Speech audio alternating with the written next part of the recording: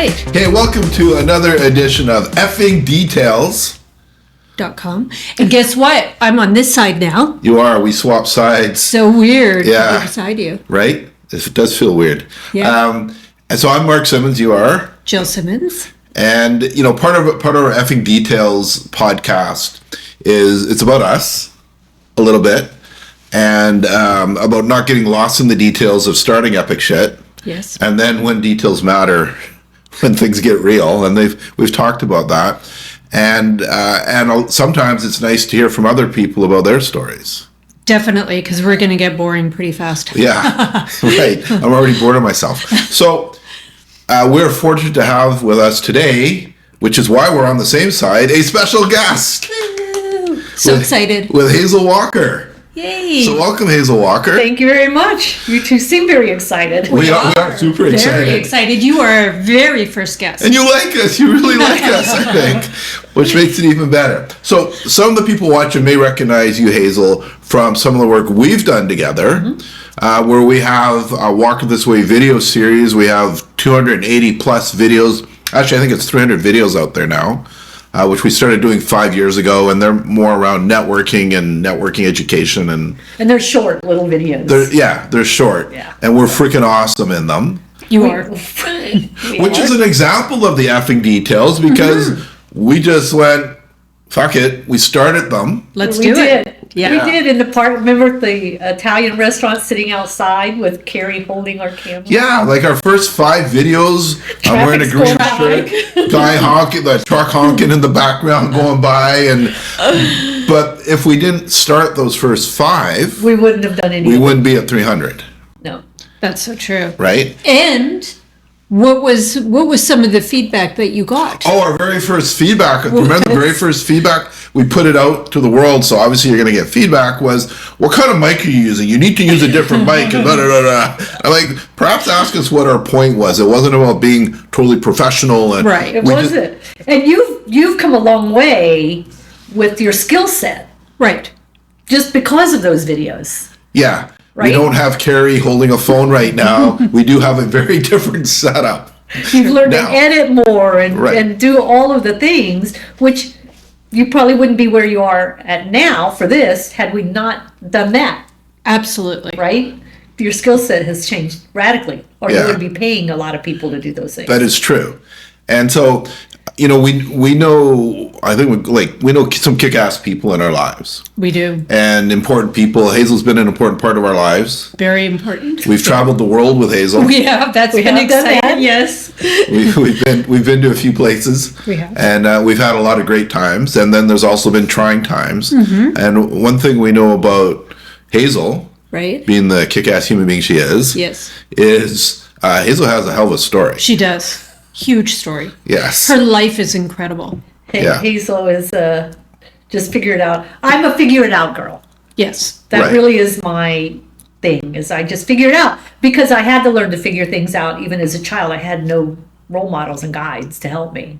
I had to figure out life. And then when it came time to go to university, I was like, fuck, I don't want to go listen to teachers tell me how to live life. I just want to figure that out on my own. So I gave up a scholarship.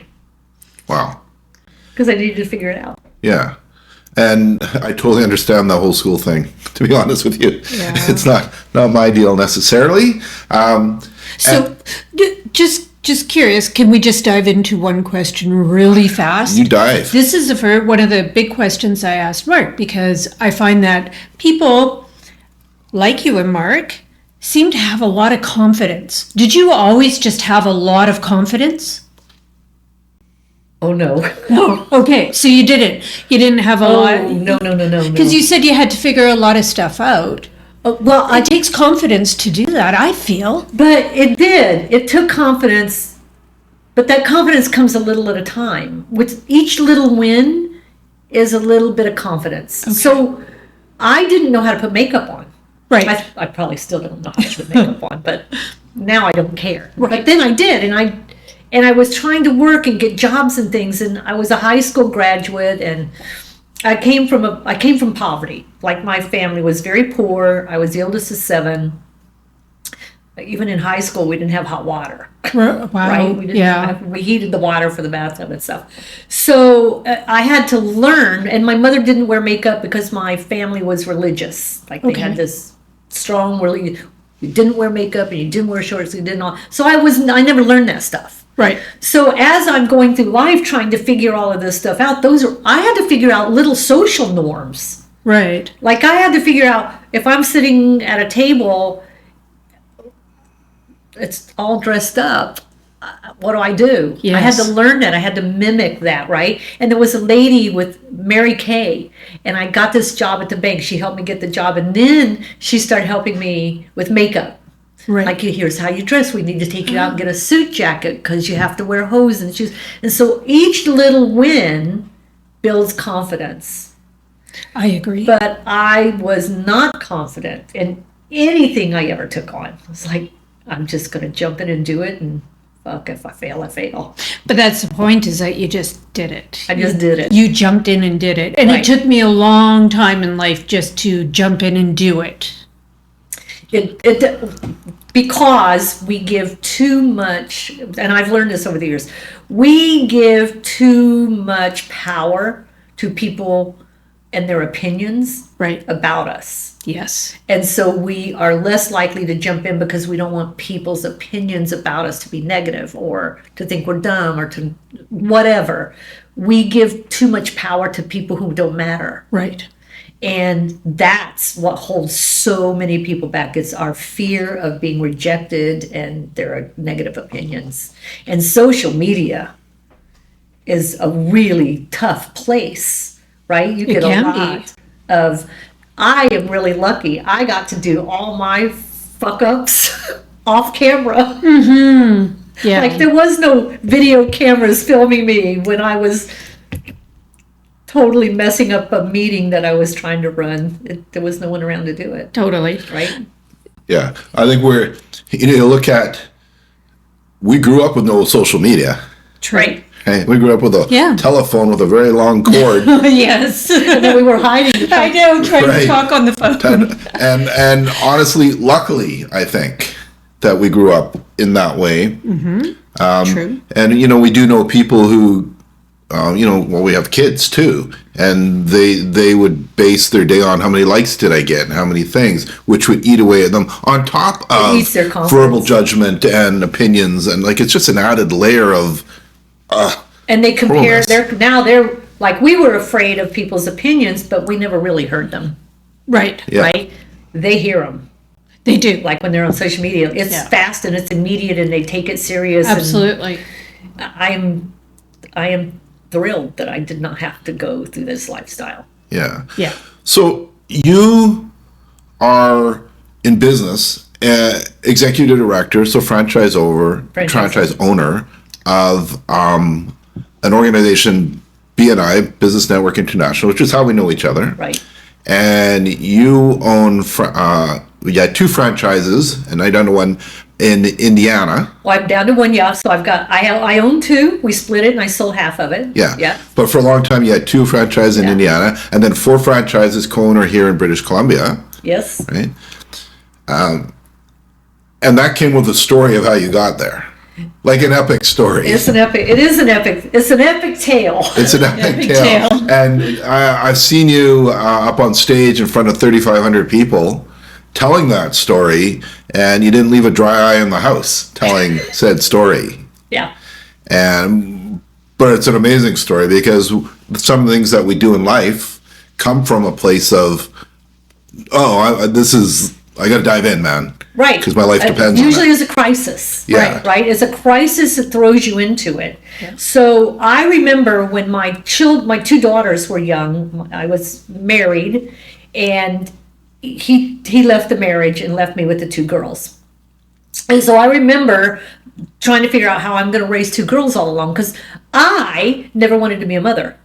That was not my goal in life, to be a mother, because as an oldest child, I had to take care of all my brothers and sisters, so I didn't want to keep raising children, right? That was not my thing. But I had the 2 girls, and I needed to take care of them, and I started working at a bank And that's where I learned the cosmetics and dressing nice and all of that, because prior to that, I'd always worked in factories.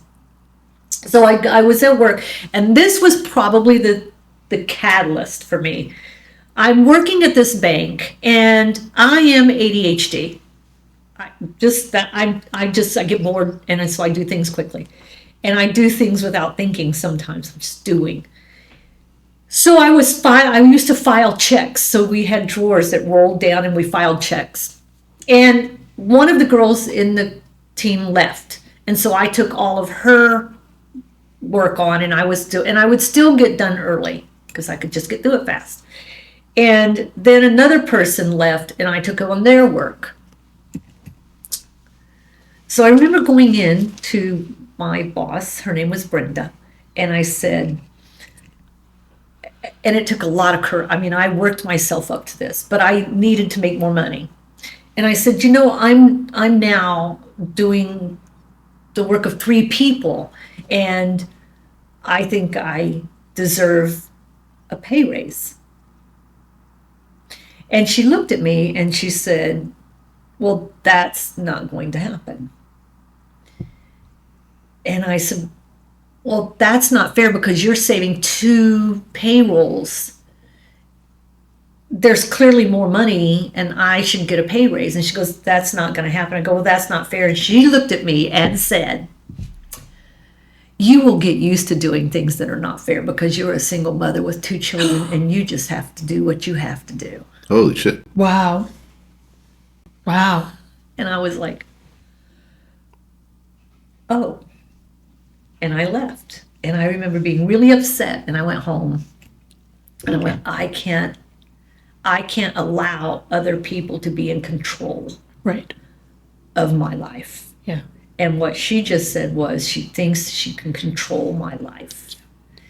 And so I wrote a letter and I gave her a 6-week notice that I was going to leave the bank in 6 weeks because I knew in 6 weeks I could get some things set up. I could get my children into free daycare. I could start getting on the dole. I would start on welfare and start getting money that way. And I knew that the state was offering classes. Oh. And that I could sign up for those classes, and I was going to learn to do office admin, and there was a word processor called the Wang. The Wang. It's a big old word processor, and you typed on it and it would put things out. It was so early on in technology. Wow. And so I finished a class first, got hired by an entrepreneur. Oh, he was wow. helping me. But I remember taking her that letter, and they gave me a 6-week check at the end of the day, and they made me pack up my desk and escorted me out of the bank. And so that, now I'm in crisis because I needed that 6 weeks, but I did have the money. So I used that 6 weeks to get everything set up, and I went and got into class and got hired by an entrepreneur. And from there, it just led me down the road of doing all kinds of things because each thing builds confidence. Right. So I had the confidence to go ask her. Then she told me no. Then I had the confidence to take the money and get on the welfare and get into the class. And then I took the confidence to work with an entrepreneur who taught me a lot about starting a business. Like he taught me quite a bit of things as his admin. And so each thing just built upon the confidence more and more. But still, I was I'm a high school graduate. Yeah. With this little class that I took, higher education. Statistically, I should not be where I am. Right. Right? Because statistically, I was born from alcoholics. I lived in poverty. I was a high school graduate with a single mom. I had 2 kids. That was the extent of where I could go. Right. But I don't believe in statistics. Absolutely not. It's like, no. I didn't say that. So I then took off and got married, and we had another son. And I married a man who owned an insurance agency, and he worked in the insurance business. And I got to stay at home with the kids. Oh, okay. Like I got to stay at home with the kids. I had a son and I had the 2 older girls and he adopted the girls and I was living my goals in life when I left home was to live in the suburbs and to have a dishwasher, no children. No children.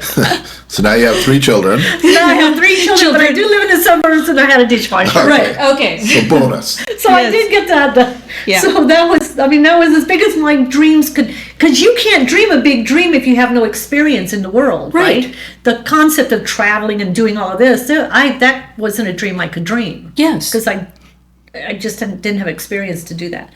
But I did have experience about washing dishes, and I did know about dishwashers, so I knew those. Well, my big dream was to have a fridge that had the thing where you push it and the water comes out and you push another button and there's ice cubes. That was my big, like, you've made it in life if you have that fridge. And for me, it was, I made it in life when I lived in the suburbs and everybody had a bedroom of their own and I had a dishwasher. Like, Right. I was there. Yeah. And I was staying at home and I was caring for my kids and I was asked to be on the PTA. Would I be the president of PTA? I'm like, the president. I don't want to be a president of PTA, but okay. Right. So I took the president of the PTA role, and then moved up and took a council role. And Wow. then someone said, "What about being a Girl Scout leader? The girls want to be in Girl Scouts, but we need more leaders." I said, I don't know how to be a Girl Scout leader. Okay. So I went to be a Girl Scout leader. Good Lord, that's a job. It is. Bunch of girls, and then they kept me busy. And then they asked me to be the Girl Scout. And then they asked, I had to run a big giant fundraiser for the whole region. Oh, wow. So I learned how to do sponsorships instead Right. of begging people for donations. I created this whole sponsorship program and Oh, wow. T-shirts and things like that to make the fish fry effective. And then I was the Girl Scout cookie sales mom, right? So I got to learn that. Now I tell you all of that because from each of those things I learned something I just didn't know I was learning. Right. Right? I was learning Yes. how to sell. I was learning how to sponsor. I was Right. learning how to run big organizations and the PTA council. I would delegate work to the superintendent of the schools, and people would go, "You can't delegate up." I'm like, well, he's more qualified to do it than me, so that's what I'm doing, right? Yeah. So I did it anyway, and he did the work, right? Right. He did it for us. So I was learning going along. But one day, I met a Girl Scout mother-daughter dinner. We did not have cell phones. It was a phone on the wall. That was it. There was no way of getting. So I was gone with them.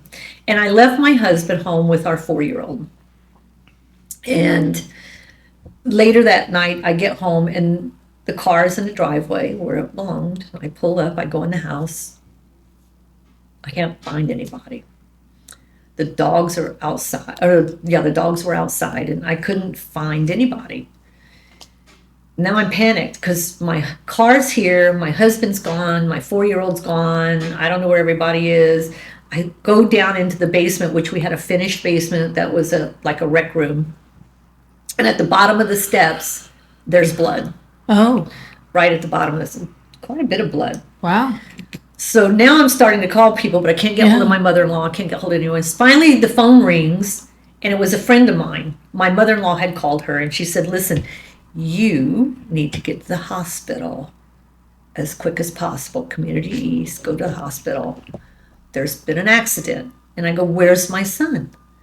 Stephen is with his dad, with his grandparents. They're all at the hospital. So I take off, I go to the hospital, I go in, and I find that he is in a serious unstable condition. They're not sure that he'll make it. Wow. He fell down the flight of stairs, hit his head on the concrete floor, and had a massive brain hemorrhage. Wow. It took 40 stitches to stitch his head up. And he'd already had in life 2 other concussions. So this was the 3rd concussion, which is never a good thing. Right. So, as it turned out, my 4-year-old found him unconscious on the floor. Their favorite TV show used to be Rescue 911. Right. And so he called 911 and got the fire department there. Wow. And they said, "Is your daddy breathing?"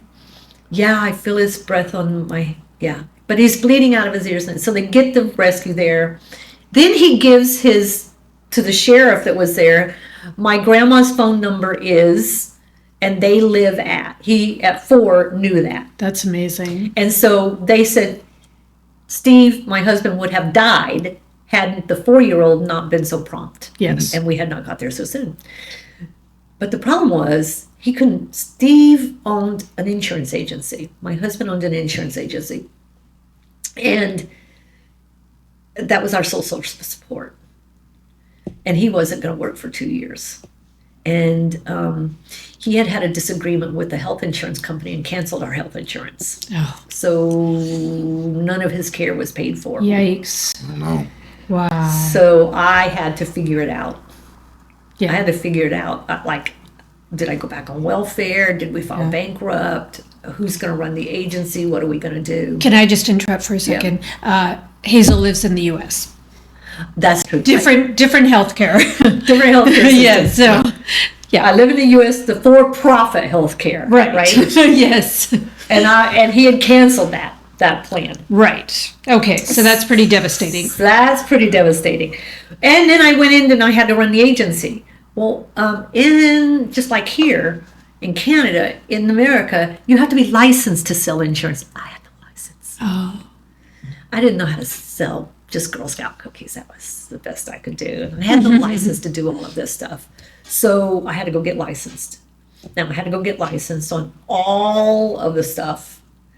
I still had to take care of my husband, still had to take care of my children, right? I still had to do all that. I still had to figure out how we were going to make money out of the agency to make sure money was coming in. And there was a couple employees there, and I didn't know anything about employees. Right. So I got my license, and I will never forget, they told me I had to make 100 phone calls. I would get 10 appointments, and that would lead to probably one deal a week. That just seems stupid to me, but that's the way they make money. So I was doing this. I was doing all of the things in this insurance agency. I mean, I really, truly, at that point in my life, I felt as if God had just scooped me up off. I was on a cruise ship. It was a beautiful cruise ship. Right. I was living my life. Yeah. And I got scooped up, tossed in the water with this message. You have more in you than just that. Swim. Right. I don't know how to swim. I don't know how to drown. Yeah. The sharks are going to be able to swim. So I had to learn to swim. Right. So I got all this stuff done. I started working in there. I learned about this organization called The Network. It was at that time called The Network. And I was going to every networking event in town. My nickname is Queen of Networking. The reason my name is Queen of Networking is because I belong to every chamber of commerce in town, Wow. every women's organization. I was everywhere all the time. Wow. And I got the nickname Queen of Networking because I was everywhere all the time, right? I was missing a lot of time with my kids, but I was trying to get business in the door. Well, you know what happens when you go to a lot of networking events? What happens? You get really damn popular. Right. You know, making a fucking penny. I mean, I would sell, now and then I would sell a policy. But there were Right. 15 other agents at all of these events doing the same thing, Yeah. right? So I was competing against everybody. Right. And I was just not so good at it. And it came to me that I either needed to figure out how to make a living or I needed to go ahead and file bankrupt and call it a day and go on welfare till he got better, get him on disability. And I didn't want to do that because I didn't want to go back to the life I lived. Right. I didn't want my children there. Yeah. So someone told me about the network. I went to the network. There were 6 chapters, 1 person per profession. And guess which profession was full? Insurance? Insurance. Insurance. Those damn insurance. They would not let me play in the reindeer games. Aw. So it was like, sorry, but not sorry. Right. And I never, so I had to start my own group. I started a group with the person that was running the area. And then over time, in my chapter, I worked with them And I put all of these people, it was me and my best friend, we sent 200 invitations out and we put all these people in the room. I didn't know how to speak publicly. Yeah. Even doing sales calls was hard for me, right? Right. Because I just didn't know how to speak. But now I'm in front of a room of people that we've invited and I have to do a presentation. I felt so sick. Oh, I can I imagine. was so not good at it. But we got about 15 people, I think, said yes, they filled out applications and we had our chapter. They made me the president. And I had to speak every week. Oh. And for like 3 weeks in a row, I would just go to the bathroom and be sick. I couldn't eat the breakfast. I couldn't do anything Yeah. because I was so nervous, right? Yeah. That is the biggest fear anyone has, is fear of speaking in public. And I was just thrown into it and I had to do it. So those people in that chapter knew way more about business than I knew. There was an accountant in the room. There was another Mary Kay lady in the room who just did wonderful things for me. There was a human resource person who did temporary services in the room and who helped me with employees. But there were all these people over the years who came into the BNI chapter. It did franchise. It became BNI. And they would come into the chapter and they would just collaborate and help me for free. That's amazing. Like they would answer all my questions. Wow. They would spend time with me going, hey, the Mary Kay lady would take me out and help me buy the right kinds of clothes so that when I'm Nice. selling insurance and I'm doing things, look nice, or standing in front of a room, I look nice. They guided me to Toastmasters so I could learn to speak better. So really, I say this all the time, they took a girl from nothing and grew a business owner up, Wow. right? They taught me how to be a business owner and run that agency. Well, eventually, that organization became BNI. It Okay. franchised and became BNI, and I bought it. There was a lady who owned it at that point. She was a scientist, not good with business. She really wanted out of it. And she came to me, and I had been helping her, and she said, I'm going to sell this whole deal. I want out. And I'm like, okay. And she goes, do you want to buy it? And I go, it's 99. How much? And she goes, I want 75,000 for it. It's a lot of money. Yeah. $75,000. And at that time, membership was $99, Right. and it paid quarterly. Yikes. $99 paid quarterly, and it was just a couple hundred chapters in the U.S. And so I really wanted it, Yeah. because my thought was, if I owned it, I could sell more insurance. Right. I could make more connections to the 10 chapters that are around, or 12, and I would sell more insurance. So I go home and I say to my husband, I need $60,000 cash. He's like, what? Like 4 or 5 years had passed. He was now working for a life insurance company as a vice president. The agency just continued to be mine. Right. And I said, I need $60,000. And he goes, well, what are you doing? And so I tell him, and he goes, do you think you can make money at that? Like, I know you've been going and everything, but do you think it will make money? He goes, that's a lot. And I said, I can do it. Just, I need $60,000. So he got the money. He got part of the money from his parents, and part of the money we took from home equity. I was terrified. I'm going to spend I've never even seen Yeah. $60,000, right? Yeah. I've never made that much money. Right. So I was giving her the $60,000. I called and talked to Ivan. He's the founder of BNI. And I said, I'm going to buy this, which, by the way, I was terrified of him because he's the founder of the organization. Right. And I needed to talk to him. So I talked to him, and he goes, well, 60,000, that's the highest any one of these have ever been sold for. I'm like, really? He goes, yeah. And he says, you do know this is only a part-time business. Like, it'll take you a long time. to pay that off.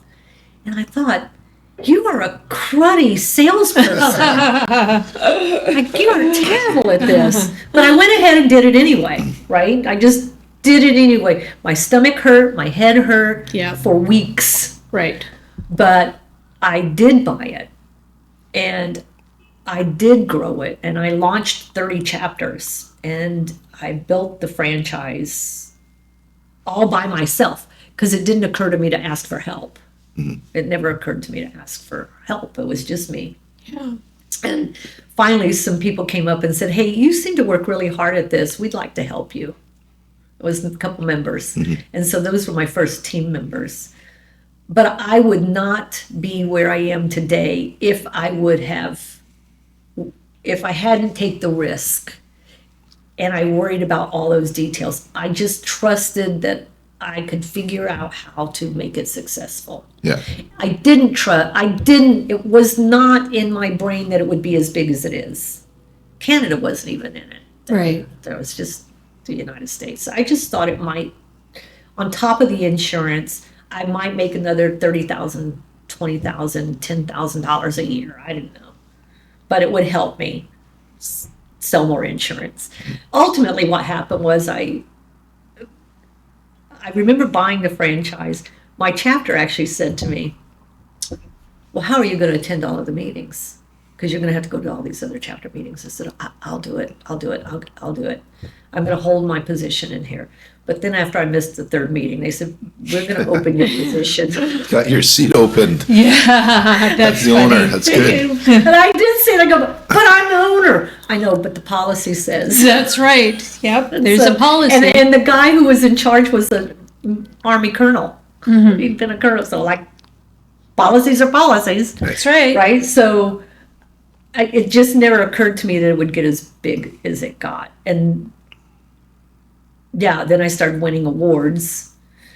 The first time I ever spoke at a BNI conference was in Hawaii for the 10th anniversary, and it was me and another guy. No one was there because they were all out on the beach. But I was terrified. I remember just being terrified to do that. Ivan Meisner made me write a story for a book. He made me. He goes, I'm not going to sign your contract to be the owner until you write a story for Masters of Networking. Right. And I just went, I'm not a writer. I can't write. I can't write. But I wrote the story, and they took it as is. It was mothers are natural born networkers, and it was all about how mothers network. Right. Like when you're on welfare and you don't have any other way to support your child, Mothers Network, they tell you which church to go to get diapers and where to go get. And I wrote this whole story about that. Yes, I actually read it. It's in the book. It's about moms. Yeah. And so then I became a published author, and I walked around like, oh my God, I'm a published author. Yeah. No, that's And fantastic. so, but there was never, ever my dream to become international. Right. I never thought I would be speaking on stage. I lived in Australia for 7 years. They hired me. I never dreamed I would be out of the country, out of the state Yes. of Indiana. Right. Until someone said, hey, will you come to Australia? I'm like, okay. Okay. It was always being willing to take the risk and not to worry about the damn details. Exactly. The details will sort themselves out if you just step into it. Right. They will sort themselves out. You also have to be willing to listen to people too. It's Right. great. So what would be your big advice to somebody who's a little stuck in their head about what to do next or how to move forward? But some of that is because of behavior styles. Right. Like, if you look at disc profiles, you've got your high Cs who really need all the details to be perfect because their biggest fear is being wrong. Right. And they don't want it to be wrong. And then you've got your really high S's that care about a lot of people, and they're always afraid of disappointing people. So they tend to be risk resistant. Then you got your D's and your I's. Well, the D's want to be right all the time. They want things to go their way, and the I's just don't give a shit. Right. So I'm someone as a DI, so more important to me is staying in action. Okay. Just stay in action and just figure out the next. All you have to figure out is the next step. Right. The problem with you getting stuck in your head is you're looking too far in the future. Too far ahead.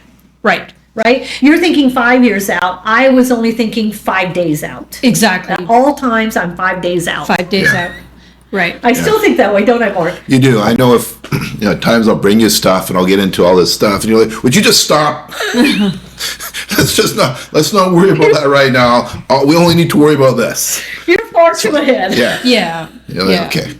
Like one step at a time. One step at a time. step at a Right time. now, we just need to get the PowerPoint done. Right now, we just need to get this piece done. And I tend to run my life and my business in the next 5 to 10 days.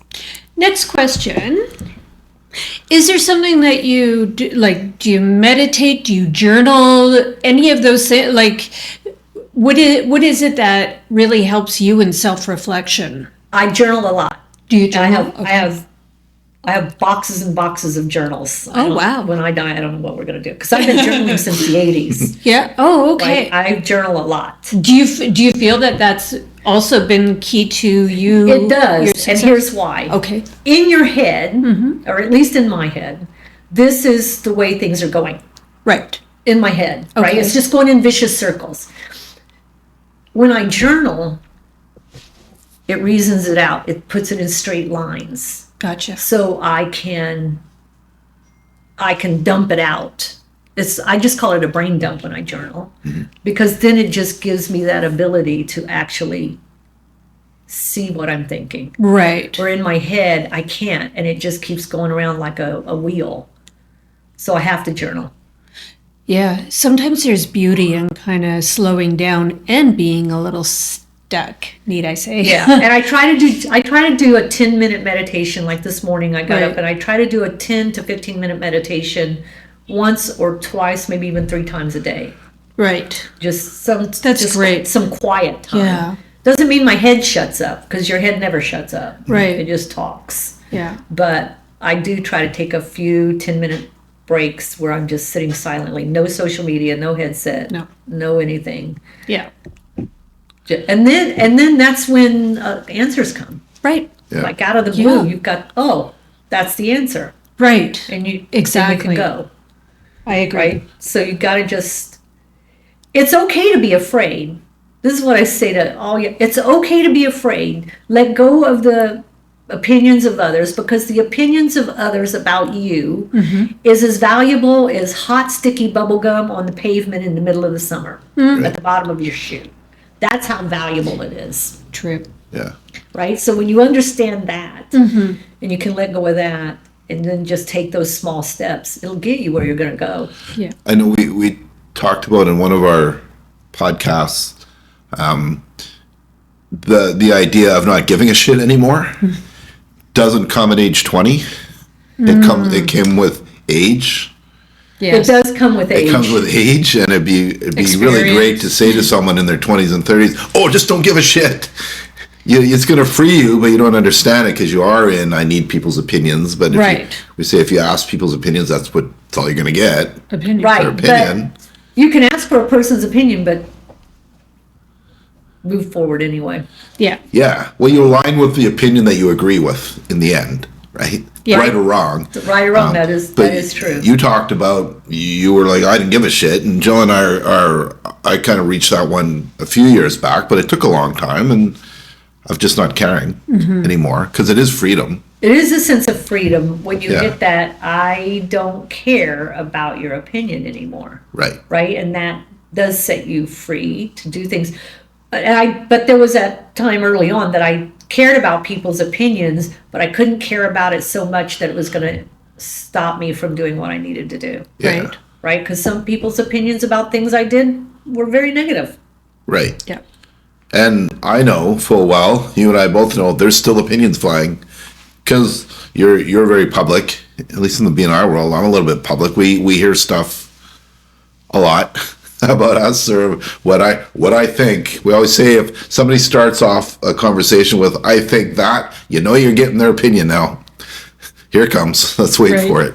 Yeah, exactly. And I try really hard to just allow my reputation to speak for me. But there's sometimes people are going to come after you, and you have to take actions Yeah, on definitely. that to shut it down. And kids take it all very, very personal, Yeah, right? They Yeah. they get really caught up in it. right. So that was never. I probably had a thicker skin about people caring for me because of my childhood, Right. right? Because even as a child, I was bullied a lot, and people had low opinion of me because I was a statistic. Yeah. Yeah. I was born a statistic to a single mom, and in the 50s, that was just, you were as guilty as the mother. He was terrible. Yeah. Yep. Well, I taught my kids accountability. My goal with my children was like, I didn't have a good role model as mom, right? I didn't have a good role model as mom. So I was afraid to be a mom. That was why I didn't want children. So I said to my children as they were young, listen, I am figuring all of this out. You're figuring all of this out. But here's one rule that you have to live by. You are responsible for all your consequences. You are not required to obey the law. Listen to a teacher, listen to your parents. You aren't required to do anything you don't want to do. But you will be required to pay all the consequences for the things you do and you don't do, right? And that impacted them dramatically because I held true to that. I was the tough love mom. I held true to that. You will pay your consequences, and if you pay a consequence at school, you're probably going to have a consequence at home too. So think carefully before you make decisions or to buckle under peer pressure, right? The goal for that was just to teach them how to think critically before they would take actions and do things, because I wanted my children to grow up and be responsible. My oldest daughter started 2 years ago her own commercial electrical company. She was terrified. She'd call me up, she'd have me read her business plan and everything, but she did it anyway. Good for her. And so they made a profit the first year. The first shareholder made money. My middle daughter runs her own business and does her. I went to her house the other day and she had the hood up on her car and was changing spark plugs. I'm like, I didn't know you know how to. I don't know how to do that. How'd you learn to do that? Oh, YouTube will teach you everything, Mom. Right? And my son does stand-up comedy and his own thing. So they've all done their own lives. They're all responsible for their own selves. I've never had to really bail them out of things, right? Because they became responsible for themselves. Right. So I didn't do too bad a job as a mom. And I've apologized to them repeatedly about, sorry about that mother thing. We didn't tell you, but up next we're interviewing your two daughters and your son. We're going to ask them those questions. Yeah, Stacey will have lots of questions. She'll have a lot for you. Just kidding. Just kidding. That'd be fun though. So would be. Hazel, one last thing. Your number one, and you may have already talked about it, but your number one key to success is what? My number one key to success is to just do what I'm going to do.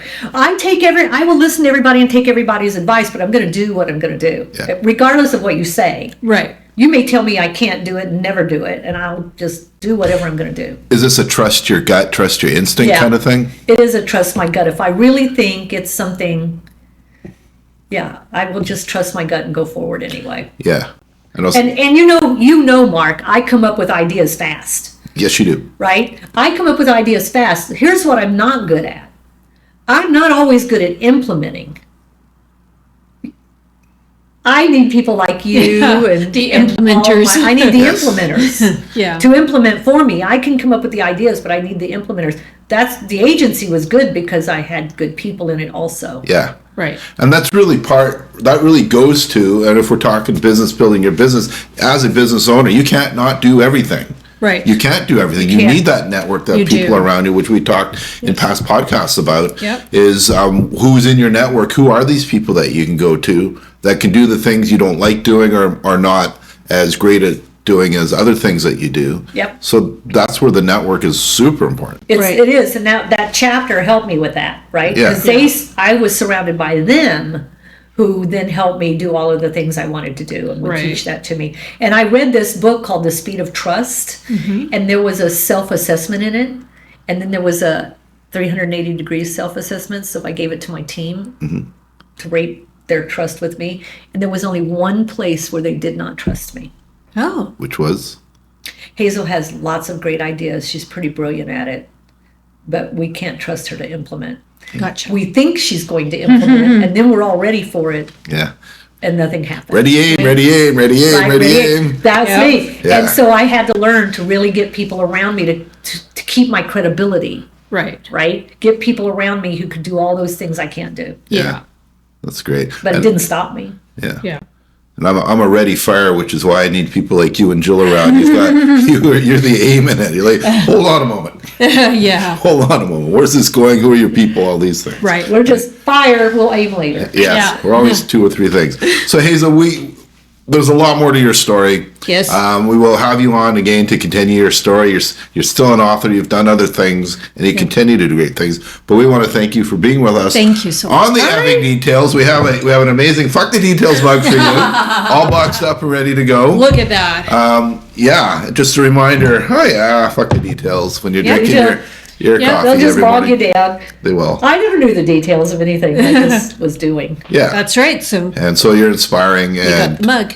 Hazel Walker, thank you for being here. Quickly, Thank you. how do people get in touch with you? What do you have? Email address is? I do Hazel at hazelmwalker.com. Okay, and we're going to put that at the bottom. And they can always find me on WhatsApp and LinkedIn. You'll find me on Perfect. LinkedIn. I've got a good LinkedIn profile. So Okay, do you have a website at all? hazelwalker.com. HazelWalker.com, Hazel at hazelmwalker.com. Easy to get a hold of. Thank you for being here. Thank you so pleasure. much. We appreciate you.